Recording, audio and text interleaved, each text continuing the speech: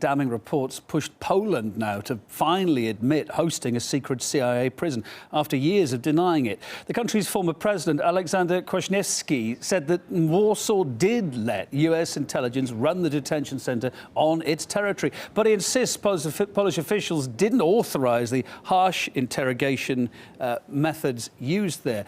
He went on to say that he was told by the US that the facility would be used to obtain information from sources who were willing to cooperate. Well, now, someone listening very carefully to that is Craig Murray, a former British ambassador to Uzbekistan. He's joining us at Live to talk more about it. This must be unfortunate, but nonetheless, it must be music to your ears, because you lost your job over your resistance to what you said was going on at the time. You were worried about rendition at the time. You were ambassador, weren't you, to Uzbekistan between 2004 and 2006. You raised your concerns. You basically got the boot because of it. What does this news today feel like to you? Well, it's nice at last, finally, to have some official acceptance from the United States that what was happening was happening. As you say, I got sacked for revealing it. And in fact, the rendition flights which went to that secret base in Poland at Szymiany, almost every single one of those flights went on and landed in Tashkent in Uzbekistan. And a number of people, when they were finished with in Szymiany, were taken on to Uzbekistan. And in Uzbekistan, I believe they were murdered because they were never seen again. So it's nice to have the official admission that things happened. We still have no such admission from the United Kingdom. The United Kingdom government is still today denying its complicity with it, unlike the Polish government. Let's just remember, back then it was Jack Straw and it was Tony Blair basically saying you were inventing this stuff, wasn't it? They called me a liar directly. They said in Parliament I was a liar. They said there was no such thing as the Extraordinary Rendition Programme. It was a figment of my imagination. I had invented it all.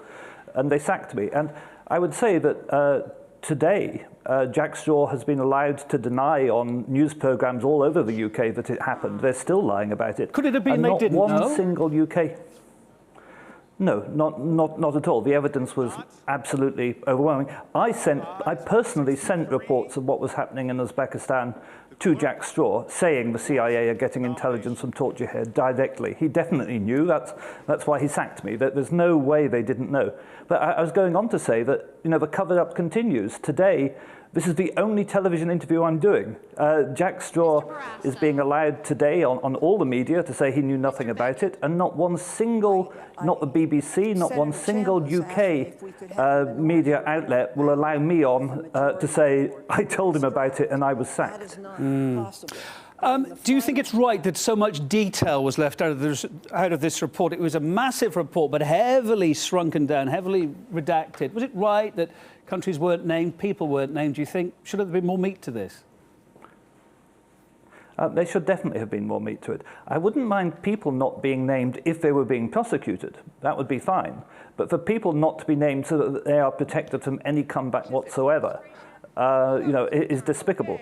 And also, you should realise, the United Kingdom, at ambassador level in Washington, has been lobbying for months in detail to have Britain taken out of the report and references to the UK taken out of the report. And other countries have been doing that too. So it's not just the Americans of their own volition, although they're bad enough, who have redacted this, but the United Kingdom has been actively complicit in reducing the amount that is published.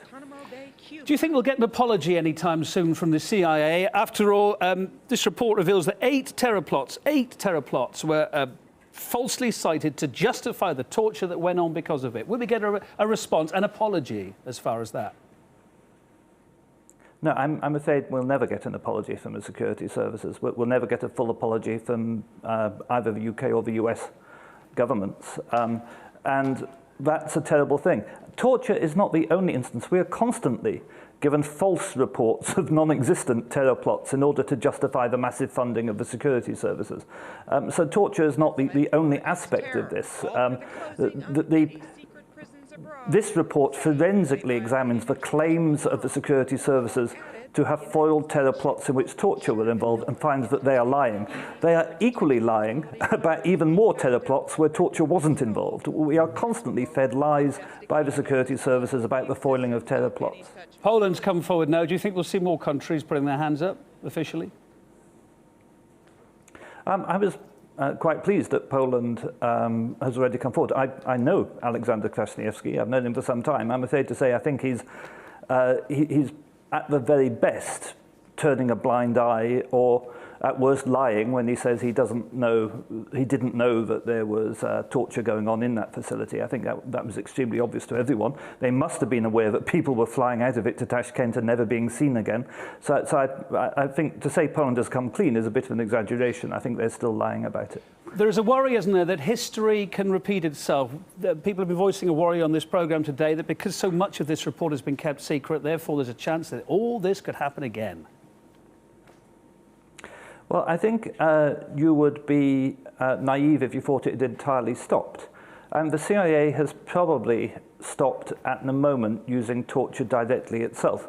The CIA is most certainly still getting intelligence from torture, getting other people to do it for them. In Uzbekistan, where I was, CIA operatives were sometimes present during torture, but they didn't actually do the torture. They got the Uzbek government to do it. And I think you'll find for certain, in Bahrain, for example, I know for certain that at the moment in Bahrain, people are being tortured in order to provide evidence to the CIA. It's just the Bahrainis who are doing the torture, not the CIA. Craig Murray, thanks ever so much. We did you a bit of a disservice at the top there. We said you were in tenure in some wrong dates. You were, in fact, of course, the UK ambassador to Uzbekistan between 2002 and 2004. So we wish you well and thank you for coming on the programme. We appreciate it. Thank you, Vic.